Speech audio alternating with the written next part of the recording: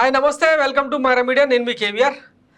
ఆంధ్రప్రదేశ్లో వైఎస్ జగన్మోహన్ రెడ్డి సర్కారు చేపట్టిన విప్లవాత్మక సంస్కరణలు దేశవ్యాప్తంగా చర్చ జరుగుతున్న నేపథ్యంలో ఇవాళ బీజేపీ ప్రభుత్వం విడుదల చేసిన బీజేపీ పార్టీ విడుదల చేసిన మేనిఫెస్టోలో కొన్ని అంశాలను వాళ్ళు కాపీ కొట్టినట్టు కనిపిస్తోంది. వాస్తవానికి దేశంలో 29 రాష్ట్రాలు మిగతా కేంద్ర పాలిత ప్రాంతాల్లో ఆయా రాష్ట్రాల్లో పాలకులు ఎవరైనా మంచి మంచి పథకాలను ప్రవేశపెడితే వాటిని దేశవ్యాప్తంగా ఇంప్లిమెంట్ చేయడం అన్నది గత ప్రభుత్వాలు చేస్తూ వస్తున్న విషయం మనకందరికీ తెలిసిందే.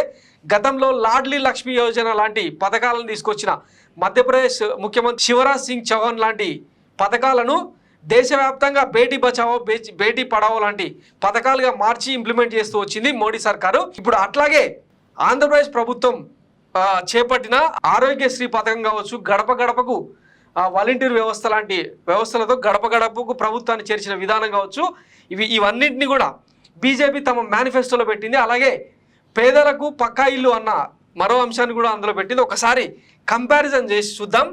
ఇది BJP manifesto. Modi guarantee for senior citizens అని ఇందులో కొన్ని ఇంప్లిమెంట్ చేస్తున్నారు అనమాట. Ayush camps to provide holistic health care solutions rooted in Ayurveda and other traditional practices promote activity living and వృద్ధులకు 70 ఏళ్ళ పైబడిన వారికి 5 లక్షల వైద్యం, ఉచిత విద్యుత్తు, పైప్ లైన్ ద్వారా రాయితీల్లో ధరల్లో వంట గ్యాసు, దక్షిణాదికి బుల్లెట్ రైలు భాజపా మేనిఫెస్టో విడుదల చేసిన ప్రధానమంత్రి నరేంద్ర మోడీ అని చెప్పి వాళ్ళ మేనిఫెస్టోలో కొన్ని కీలక అంశాలు ఉన్నాయన్నమాట.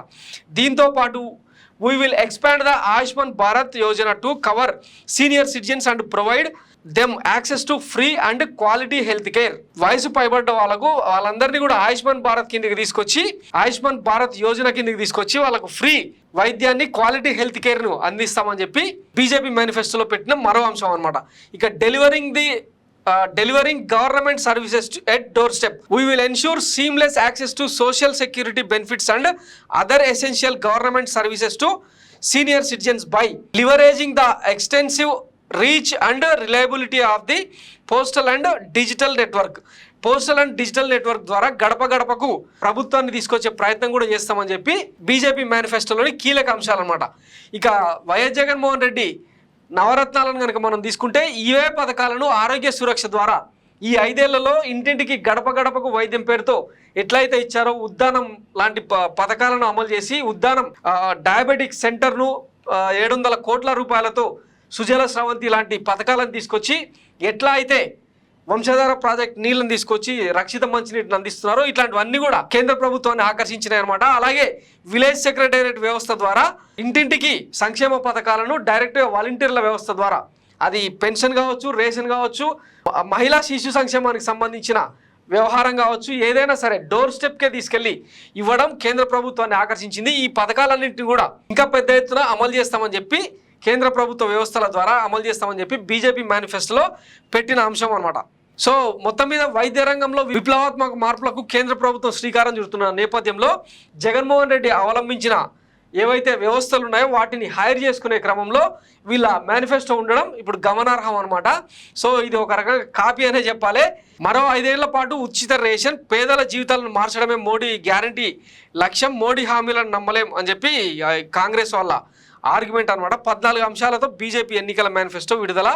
పీఎం కిసాన్ పథకం కొనసాగింపు, 3 కోట్ల మంది మహిళలకు ఫ్రీగా ఇండ్ల నిర్మాణం, ఇంటింటికి పైప్ ద్వారా గ్యాస్ కనెక్షన్, ముద్ర రుణాల పరిమితి 20 లక్షలకు పెంపు, ట్రాన్స్జెండర్లకు ఆయుష్మాన్ భారత్ లాంటి కీలక అంశాలు ఇందులో చేర్చారనమాట. సో ఓవరాల్గా ఇంతకుముందే మనం చెప్పుకున్నాం చాలాసార్లు, ఎడ్యుకేషన్ యాక్సెసిబిలిటీలో కేరళను సర్పాస్ చేసి ఆంధ్రప్రదేశ్ ముందుకెళ్ళింది.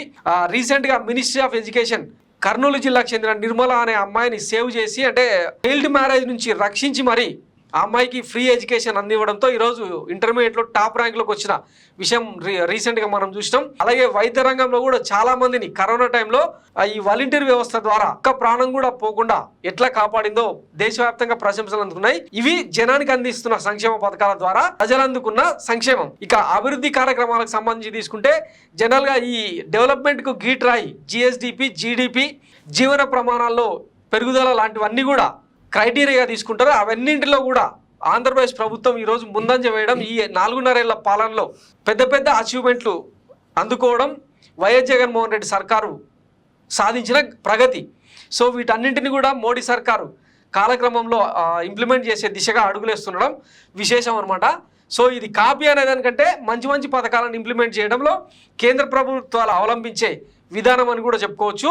సో మొత్తం మీద మొన్న వైఎస్ జగన్మోహన్ రెడ్డి అన్నట్టు చంద్రబాబు నాయుడే వాలంటీర్ వ్యవస్థకు సర్టిఫికెట్ ఇచ్చినట్టు వాలంటీర్ వ్యవస్థను బలోపేతం చేస్తాం, 5,000 కాదు 10,000 ఇస్తామని చెప్పి ఉగాది సందర్భంగా ఎట్లయితే తీపి కబురు ఇచ్చిండో, ఈరోజు ప్రధానమంత్రి నరేంద్ర మోడీ తన బీజేపీ పార్టీ ద్వారా పేదలకు పక్కా ఇల్లు, వృద్ధులకు ఆయుష్మాన్ భారత్ కింద ఆరోగ్యాన్ని అందిస్తామని చెప్పి చెప్పడం జగన్మోహన్ రెడ్డికి ఇంకా అతిపెద్ద అచీవ్మెంట్ అనమాట.